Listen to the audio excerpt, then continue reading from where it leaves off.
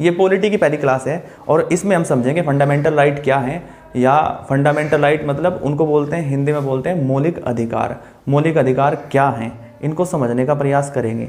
सबसे पहले आपको ये पता होना चाहिए कि अधिकार का मतलब क्या होता है। चलिए हम अधिकारों पे पहुंचने से पहले ये समझ लेते हैं कि अधिकार कितने टाइप के हो सकते हैं।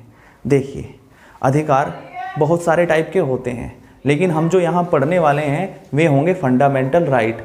लेकिन फिर भी क्योंकि हम पहली क्लास है और ये मैं मान के चल रहा हूँ कि आप मेरी क्लास में बिल्कुल नए स्टूडेंट हैं, मतलब आपको पॉलिटी नहीं आती है, आप बिल्कुल शुरू से शुरू कर रहे हैं, तो मेरी कोशिश यही होगी कि मैं हर छोटे से छोटे सब पे क्लियरिटी के साथ अपनी वीडियो को शुरू करूं।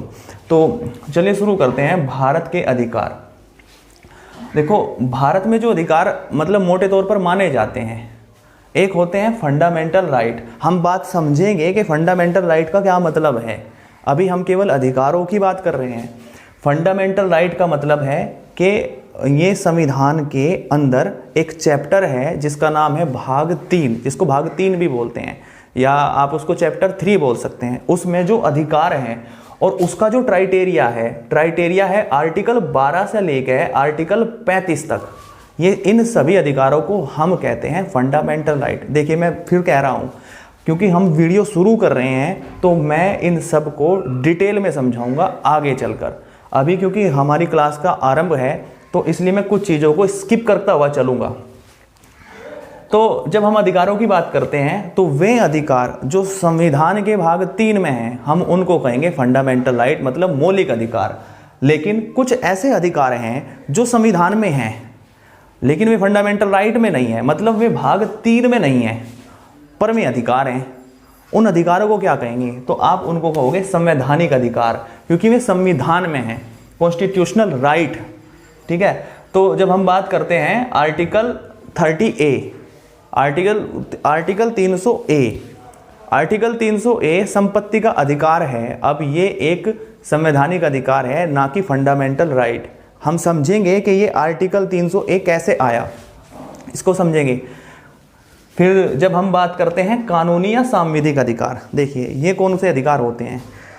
आपने देखा होगा गर्भवती महिलाओं को सरकार आर्थिक सहायता देती है, उनको कुछ पैसे देते हैं हर 6 महीने, कुछ मासिक पे उनको दिया जाता है उनको आर्थिक सहायता पहुंचाने के लिए। तो ये क्या है, प्रोत्साहन राशि है। जैसे तुमने देखा होगा कि यदि कोई गर्भवती महिला है तो उसको छुट्टी मिल जाती है, अगर वो सरकारी कर्मचारी है तो उसको लीव मिल जाता है गर्भ धारण करने के दौरान। तो ये क्या है, ये संवैधानिक अधिकार नहीं है, क्योंकि संविधान में इसका जिक्र नहीं है, ना ही ये मौलिक कर्तव्य है, ना ही ये फंडामेंटल राइट है, मतलब ना ही ये मौलिक अधिकार है। तो ये कौन से अधिकार हैं, ये अधिकार हैं सांविधिक अधिकार, क्योंकि संसद ने कानून बनाकर इन अधिकारों को महिलाओं को दिया है, इस वजह से आप इनको क्या कहेंगे, सांविधिक अधिकार। जब हम बात करते हैं मानव अधिकार की, तो ध्यान रखिए, मानव अधिकार का सीधा सा मतलब है मानव होने के नाते आपके अधिकार हैं। मानव होने के नाते एग्जाम्पल से समझते हैं, एक व्यक्ति है और वो अपराधी है और उसने जघन्य अपराध किया है। जघन्य अपराध भी ऐसा किया है कि कुछ लोग कहेंगे कि इसको टंगा दो सड़क पे, मतलब जो है ना, कुछ लोग जो हैं उसको, उस प्रदर्शन को देखने आएंगे और दिखाओ कि अगर ऐसा जघन्य अपराध किसी व्यक्ति ने किया तो हम उनको, मतलब हम उसको प्रदर्शन करेंगे और उसको सड़क पर टंगा देंगे।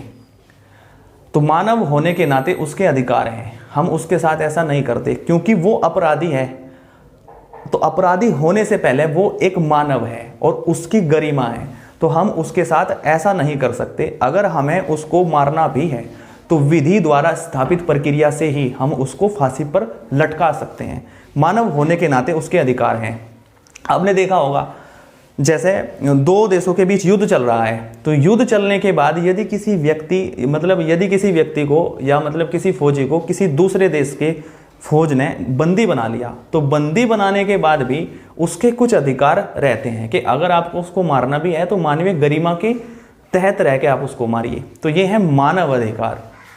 तो क्योंकि हमारा जो सीक्वेंस चलेगा वो चलेगा फंडामेंटल राइट को, हमने केवल इसको समझ लिया कि सांविधिक अधिकार क्या है, कानूनी अधिकार कौन से हैं या फिर मानव अधिकार कौन से हैं। तो हमारी जो वीडियो